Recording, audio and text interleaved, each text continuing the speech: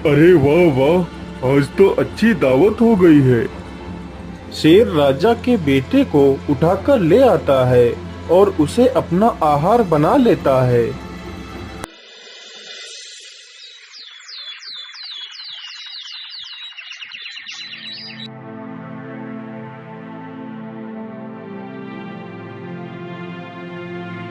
हाय हाय, मेरा बेटा कहाँ गया?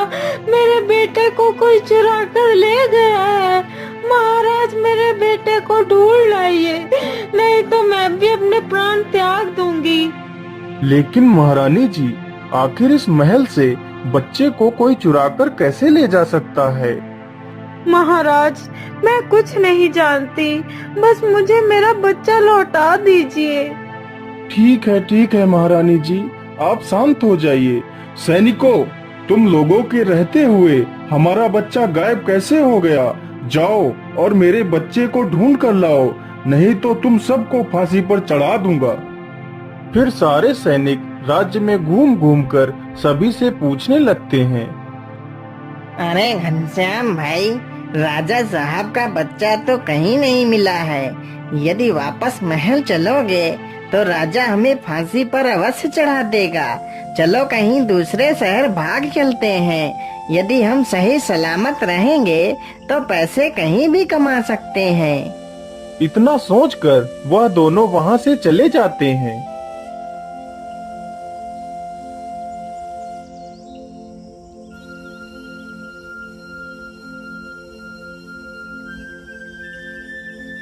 बाबा, आंखें खोलिए बाबा, हमारी मदद करिए बाबा।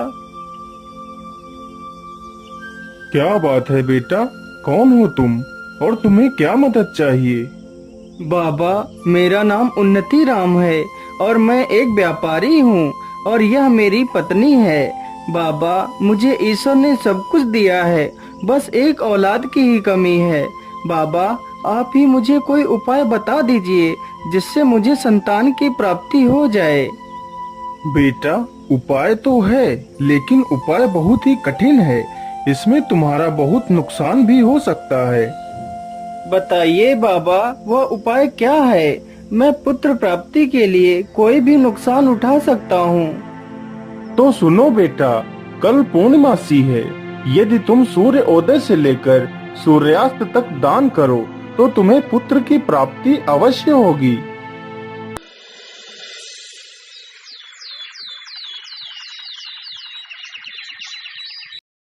अगले ही दिन सुबह होते ही व्यापारी दान करने लगता है। दान करते करते उसे पूरा दिन गुजर जाता है और उसका सारा धन सूर्यास्त से पहले ही समाप्त हो जाता है। अरे मालिक, इस गरीब को भी कुछ दे दीजिए मालिक। बोलिए बाबा, आपको क्या चाहिए? मालिक, मैं बेसहारा हूँ और इधर उधर की ठोकरें खाता हुआ घूम रहा हूँ मालिक। मेरे पास रहने के लिए घर तक नहीं है। यदि आप मुझे अपना यह घर दे दें तो आपकी बहुत कृपा होगी मुझ पर। ठीक है बाबा, जाइए, मैंने आपको ये घर दे दिया। मालिक, मैंने 4 दिनों से कुछ भी नहीं खाया है मालिक, और ना ही मेरे बीवी बच्चों ने कुछ खाया है। जैसे ही मुझे आपके बारे में पता चला, मैं दौड़कर आपके पास आ गया मालिक। यदि आप मुझे 10 सोने की मुद्राएं दे दें तो मैं अपने परिवार का पेट कुछ दिनों के लिए पाल सकता हूँ। हे भगवान, अब मैं क्या करूँ? आखिर इसे 10 सोने की मुद्राएं कैसे दूं, जबकि मेरे पास तो कुछ भी नहीं बचा है। क्या करूं भगवान? क्या सोच रहे हैं मालिक? क्या आप मेरी मदद नहीं करेंगे मालिक?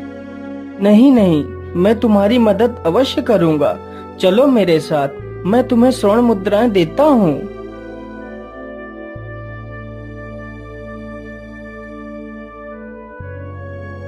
फिर उन्नति राम एक सेठ के पास जाता है। सेठ जी, मुझे 10 स्वर्ण मुद्राएं दे दीजिए। मैं आपको ये मुद्राएं कल तक लौटा दूंगा। मैं तुम्हें 10 स्वर्ण मुद्राएं तो दे सकता हूँ, लेकिन उसके बदले तुम्हें मेरे पास कुछ गिरवी रखना पड़ेगा। लेकिन सेठ जी, मेरे पास तो आपको देने के लिए ऐसी कोई वस्तु नहीं है। नहीं नहीं, तुम्हारे पास एक ऐसी चीज है जो तुम मुझे देकर स्वर्ण मुद्राएं ले सकते हो। लेकिन सेठ जी, मेरे पास ऐसी क्या वस्तु है? उन्नति राम, तुम अपनी पत्नी को हमारे पास गिरवी रख दो। तब तक तुम्हारी पत्नी मेरे घर का सारा कार्य करेगी। जिस दिन तुम मुझे मेरी मुद्राएं वापस कर दोगे, उस दिन तुम अपनी पत्नी को ले जा सकते हो। ठीक है सेठ जी, मैं मंजूर हूँ। मुझे स्वर्ण मुद्राएं दे दीजिए। फिर वह सेठ उन्नति राम को 10 स्वर्ण मुद्राएं दे देता है और उन्नति राम वह स्वर्ण मुद्राएं उस भिक्षुक को दे देता है। अब तो मेरे पास कुछ भी नहीं बचा है। अब मैं पैसे कहाँ से लाऊं? मैं ऐसा करता हूँ, अपने मित्र से मदद मांगने के लिए जाता हूँ। फिर वह मदद मांगने के लिए अपने मित्र के पास जाता है। मित्र, मुझे तुम्हारी मदद की आवश्यकता है। मैं बहुत परेशानी में हूँ मित्र। क्या बात है मित्र, तुम्हें किस बात की परेशानी है, बताओ मुझे। फिर उन्नति राम अपने मित्र को पूरी कहानी सुनाता है। अब मैं क्या करूं मित्र? तुम ही मेरी आखिरी उम्मीद हो। मेरी मदद करो मित्र। लेकिन मित्र, मैं तुम्हारी मदद नहीं कर सकता। इस बार व्यापार में बहुत ज्यादा घाटा हो गया है, जिसके कारण इस समय मेरे पास एक पैसा भी नहीं है। उसका मित्र भी उसकी मदद करने से इनकार कर देता है। तो उन्नति राम बहुत ही दुखी हो जाता है और वहाँ से वापस चल देता है।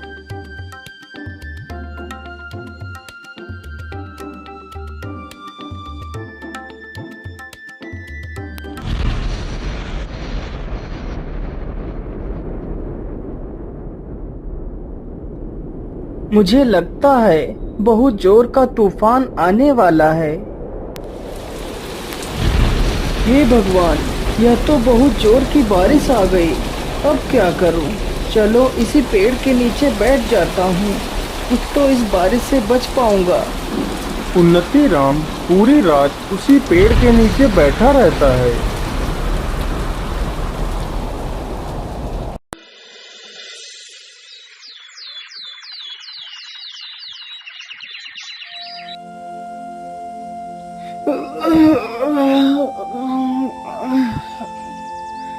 अरे, सुबह तो हो गई। चलो चलता हूँ।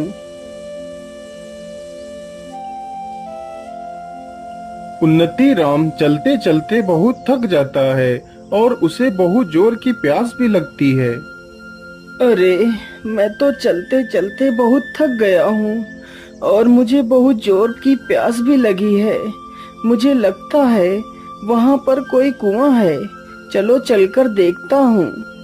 उन्नति राम कुएं के पास जाता है।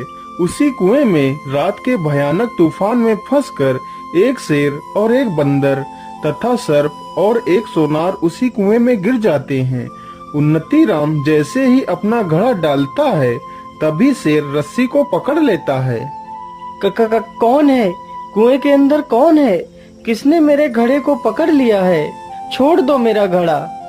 अरे मुसाफिर, मैं एक शेर हूँ।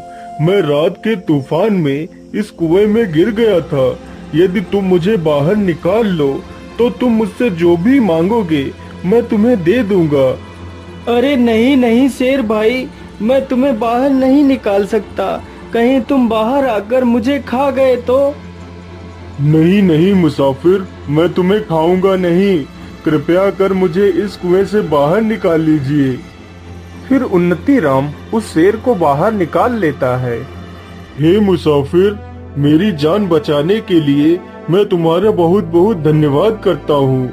मैं यहीं पास की गुफा में ही रहता हूँ। यदि तुम्हें कभी भी किसी प्रकार की मदद की आवश्यकता हो तो मेरे पास अवश्य आना।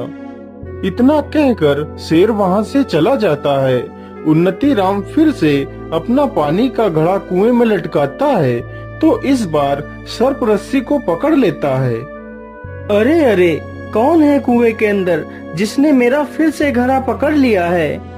हे मुसाफिर, मैं एक सर्प हूँ और मैं इस कुएं में आज रात को गिर गया था।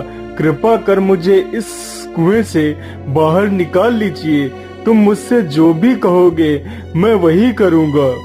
फिर उन्नति राम उस सर्प को भी कुएं से बाहर निकाल लेता है।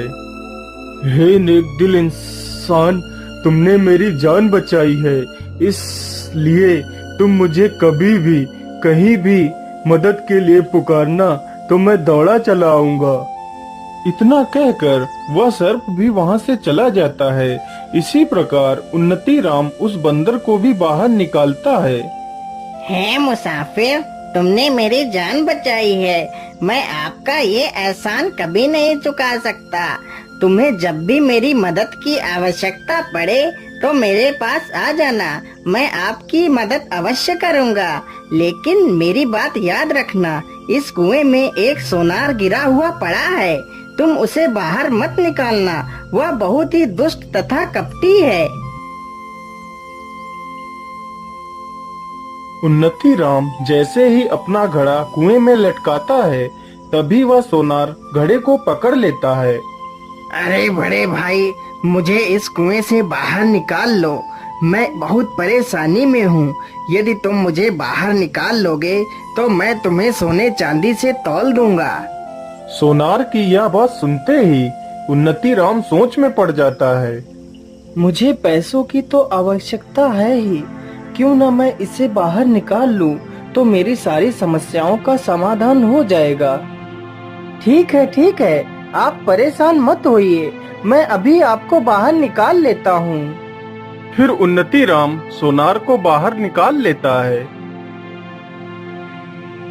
अरे मूर्ख मुसाफिर, तूने उन दुष्ट जानवरों को पहले बचाया और मुझे बाद में, लेकिन फिर भी मैं तुझसे बहुत प्रसन्न हूँ। तुझे जब भी मेरी मदद की आवश्यकता पड़े तो मेरे पास आ जाना, मैं संभल नगरी में रहता हूँ।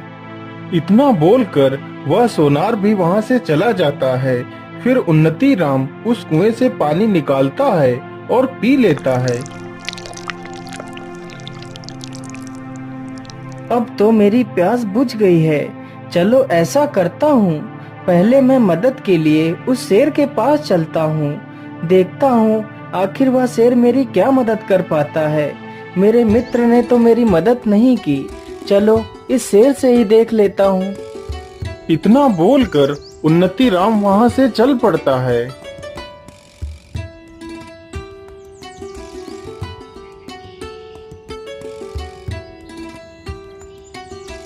आइए आइए मुसाफिर, तुम्हारा स्वागत है। बोलिए, तुम्हारा यहाँ आना कैसे हुआ? शेर तुरंत ही गुफा के अंदर जाता है और 2 सोने के कंगन लेकर आता है। ये लो मुसाफिर, मेरे पास इतना ही है, लेकिन इतने में ही तुम्हारा काम हो जाएगा। मैं ऐसा करता हूँ, यह कंगन लेकर मैं उसी सोनार के पास जाता हूँ जिसे मैंने कुएं से बाहर निकाला था। वह जरूर इन कंगनों की सही कीमत दे देगा।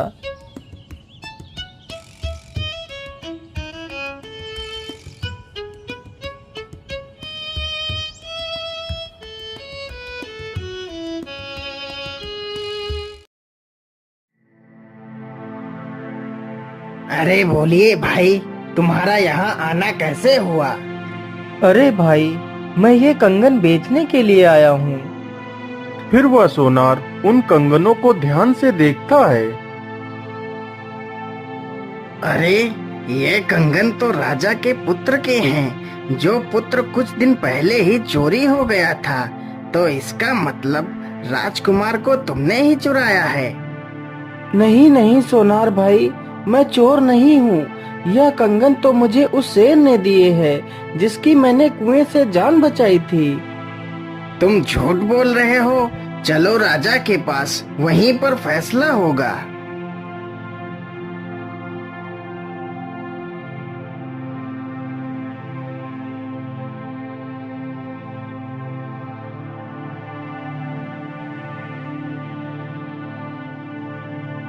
तुम्हारी इतनी हिम्मत कि तुमने मेरे बेटे को चुराया और उसके कंगन लेकर यहाँ बेचने आ गए। कहाँ है मेरा बेटा? महाराज, मैंने आपके बेटे को नहीं चुराया। ये कंगन तो मुझे एक शेर ने दिए थे। सैनिकों, यह ऐसे सच नहीं बोलेगा। इसे कारागार में डाल दिया जाए। सैनिक तुरंत ही उन्नति राम को जेल में बंद कर देते हैं।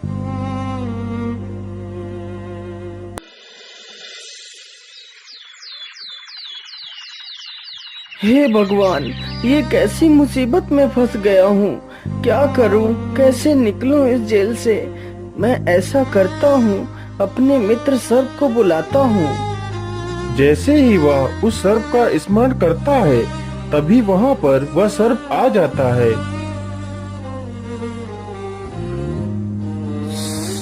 बोलिए मित्र, मुझे तुमने यहाँ क्यों बुलाया है और तुम्हें इस कारागार में किसने बंद किया है? फिर उन्नति राम उस सर्प को सारी घटना के बारे में बताता है। तुम परेशान मत हो मित्र, जो मैं कह रहा हूँ उससे ध्यान से सुनो। आज रात मैं इस राजा को डस लूंगा तो राजा मूर्छित हो जाएगा। सुबह होते ही राजा को अनेकों हकीम वैद्य ठीक करने के लिए आएंगे, लेकिन मैं राजा के शरीर से जहर को उतरने नहीं दूंगा। तुम इस कारागार में बैठकर बस यही बोलते रहना कि सर्प का काटा हुआ तो मैं भी ठीक कर लेता हूँ, लेकिन मैं क्या करूँ, मैं इस जेल में बंद हूँ, क्या कर सकता हूँ। या तो राजा का दुर्भाग्य है, फिर तुम्हारी इन बातों को कोई ना कोई सुनकर तुम्हें राजा को ठीक करने के लिए अवश्य बुलाएगा। तुम आना और चुपचाप बैठकर झूठ मूठ का मंत्र पढ़ना, तभी मैं राजा के शरीर से अपने जहर के प्रभाव को खत्म कर दूंगा। तो राजा तुम्हें इनाम भी देगा और तुम्हें आजाद भी कर देगा। उन्नति राम ने सर्प के कहे अनुसार ही किया। सर्प वहाँ से चला जाता है और राजा को डस लेता है। सुबह होते ही पूरे राज्य में हंगामा कट जाता है। कई प्रकार के वैद्य डॉक्टर सब आते हैं, लेकिन राजा को कोई ठीक नहीं कर पाता है।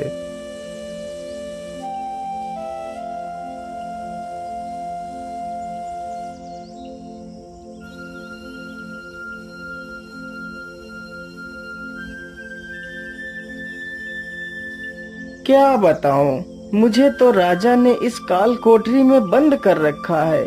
नहीं तो सांप का काटा हुआ मैं 2 मंत्र फूंकते ही ठीक कर देता हूँ, लेकिन क्या करूँ, यह तो राजा का दुर्भाग्य है कि मैं इस जेल में बंद हूँ।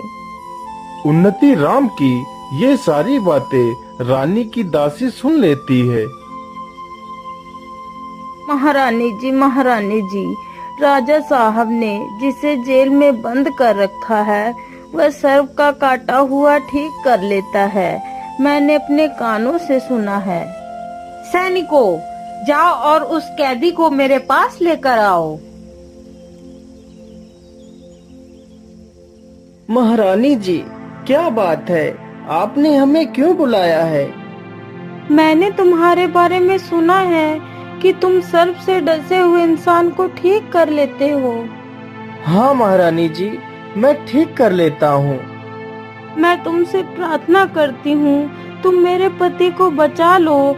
मैं तुम्हें अपना आधा राज्य दे दूंगी और तुम्हें आजाद भी कर दूंगी। मैं तुम्हें वचन देती हूँ, कृपया जल्दी से महाराज को ठीक कर दीजिए। मेरी आखिरी उम्मीद तुम्ही से है। महारानी जी, आप परेशान मत होइए, मैं अभी राजा साहब को ठीक कर देता हूँ। फिर उन्नति राम अपनी आंखें बंद करता है और झूठ मूठ का मंत्र पढ़ने लगता है। तभी सर्प राजा के शरीर से अपने विष के प्रभाव को खत्म कर देता है। अरे, इस चोर को बाहर किसने आने दिया? महाराज, यह कोई चोर नहीं है, इसने तो आपकी जान बचाई है। फिर महारानी राजा को सारी घटना के बारे में बताती है और उन्नति राम को अपना आधा राज्य दे देती है।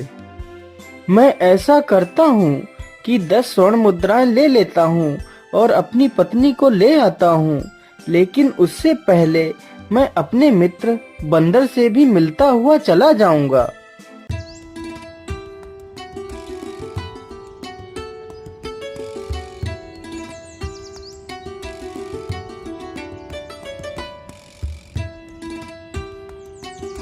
आइए मित्र, तुम्हारा स्वागत है। बड़े दिनों के बाद आए हो मित्र। मैं तो तुम्हारी ही प्रतीक्षा कर रहा था। बोलो मित्र, तुम्हें क्या चाहिए? मित्र, मुझे कुछ नहीं चाहिए, बस मेरा मन किया तो मैं तुमसे मिलने चला आया। अरे मित्र, तुमने मेरा जीवन बचाया था, इसलिए मैं तुमसे बहुत खुश हूँ और मैं तुम्हें कुछ देना भी चाहता हूँ।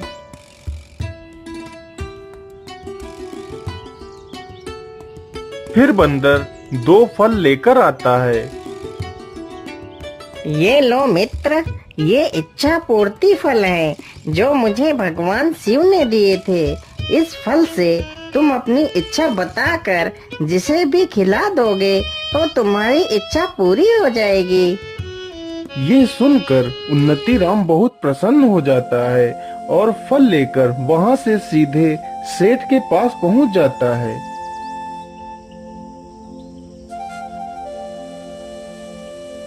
ये लीजिए सेठ जी अपनी 10 स्वर्ण मुद्राएं।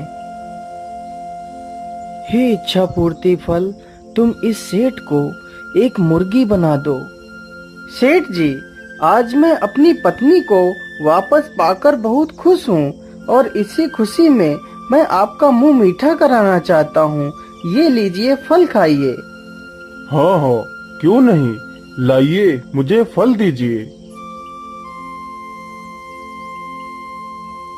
सेठ जैसे ही वह फल खाता है वह एक मुर्गी बन जाता है। हे इच्छा पूर्ति फल, मुझे मेरी पत्नी से एक सुंदर सा पुत्र चाहिए। ये लो चंद्रप्रभा, तुम इस फल को खा लो। जैसे ही चंद्रप्रभा उस इच्छा पूर्ति फल को खाती है,